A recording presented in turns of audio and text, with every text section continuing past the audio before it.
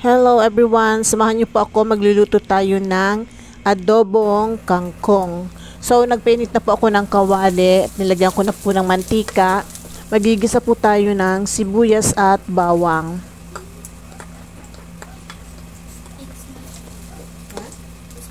Pasensya na po, hindi nakatutok yung camera. Medyo mababa po kasi ang pinaglalagyan ng aking camera.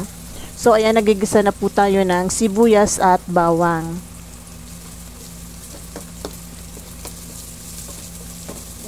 Ngayon naman po maglalagay tayo ng konting ginisang bagoong na alamang.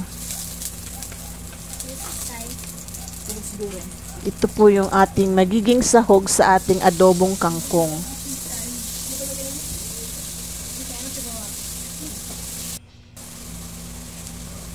Ngayon naman po ilagay na natin yung kangkong.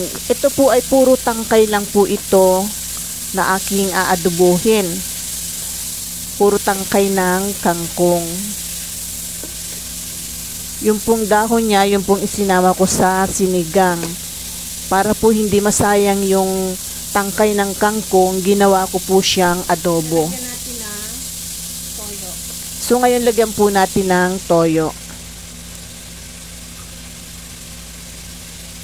And lagyan din po natin ng paminta. Pamintang durog. And then, maglagay din po tayo ng peppercorn. Pamintang buo. Peppercorn.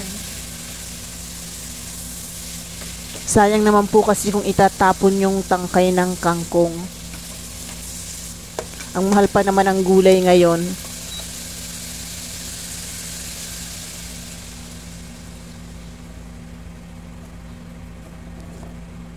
Maglagay tayo, syempre dahil adobo, maglagay tayo na. So, ngayon naman po maglalagay tayo ng laurel. Dahil nga po ito ay adobo, lalagyan natin syempre ng laurel.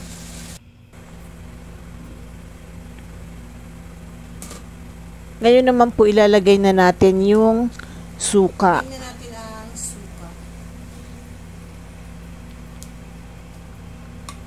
Hindi po muna natin siya hahaluin. Ating